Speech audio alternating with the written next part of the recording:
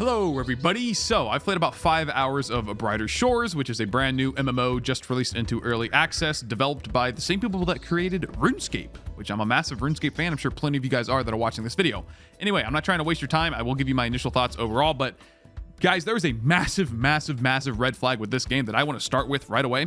So I've just finished episode 1. The game is broken into 4 episodes right now. The first 2 are free, and then the second 2 you get access to by paying the subscription fee, which I think is $6 per month right now. That's not the problem. So you see here that I have a bunch of gear on. My max health is 134, my deflect chance for all the, just like your resistances for stuff, whatever. Watch what happens when I walk through the door to episode 2. You ready?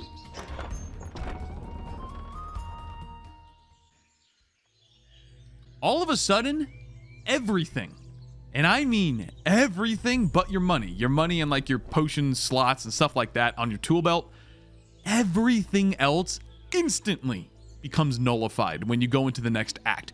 You essentially start over on a brand new character in terms of leveling, your skill progression, your XP, your gear, everything. So each episode is going to contain certain skills. So if you want to fish, you can only do it in episode 1. If you want to cut down trees, you can only do that in episode 2.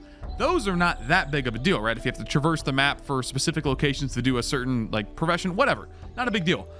But the gear getting nullified is such a crazy decision to me in an MMO, right? Because the whole point is to kill stuff, to level up, to get better stuff so you can kill harder stuff over and over and over.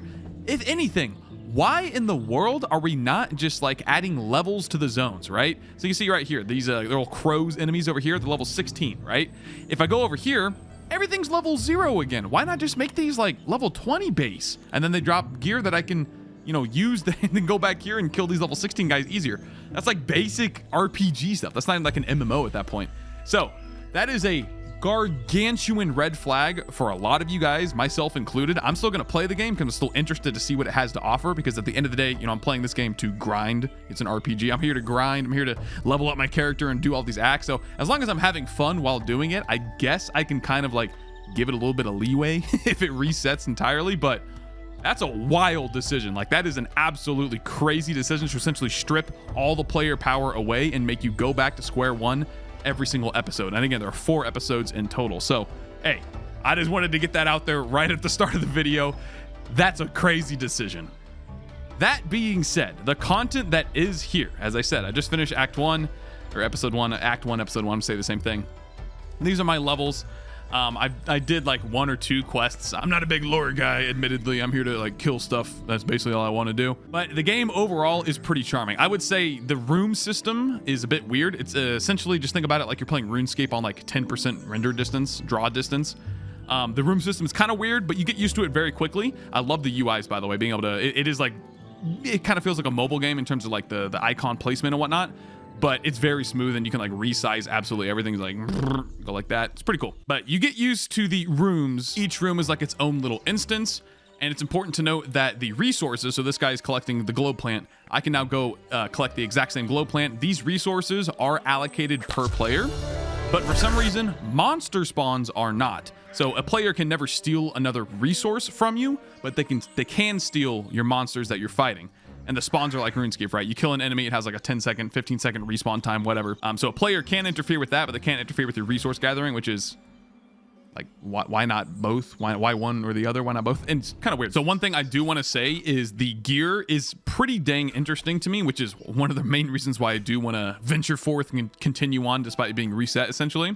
So not only does the tier of the item matter, which is right here at the top. This is an epic guard chainmail torso. So the guard chainmail torso is just like the body armor that you get in this act, and it's epic rarity, which means it has 4 stars. So that is going to impact your stats that it provides much more than the level requirement. So this requires you to be, you know, level 18 guard skill. That's all the combat skills are just pooled into the guard skill in episode 1. I oftentimes had like a level 5 piece of gear, but it was like epic quality, or right under that, the rare quality purple with 3 stars.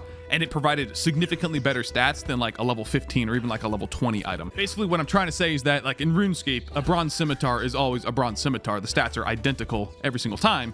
In this game, you can get a bronze scimitar, which is 2 stars, and then you can get a bronze scimitar, which is like 4 stars, but the 4-star one is like level 5, and then the 2-star one is like item level 20, but the 4-star one, even though it's lower level, it's higher rank and it's just better. So it's kind of interesting that you can keep using like lower level gear if you get lucky and get a good drop. I like that idea. It's kind of more of like a action RPG, like Path of Exile, Diablo style inspired loot system, which is pretty cool. But for the rest of the game, like I said, you might as well jump in and try it out. It has definitely a charm to it. Again, this was made by the OG Runescape creators, and apparently they didn't have a team bigger than 8 people working on this, so it's definitely like a passion project, labor of love. You can definitely tell there's a lot of charm built into it. Don't go into this game expecting the next grandiose MMORPG to come out like Throne of Liberty and whatever else garbage is coming out nowadays. Go into this expecting a very, very contained RPG experience, because that's exactly what it is. And again, if that reset mechanic turns you off entirely, hey, I don't blame you. Anyway, I'll be playing this game over on my stream, twitch.tv/WoolieGaming. Go ahead and check it out if you want, and I'll see you in the next video. Thank you for watching.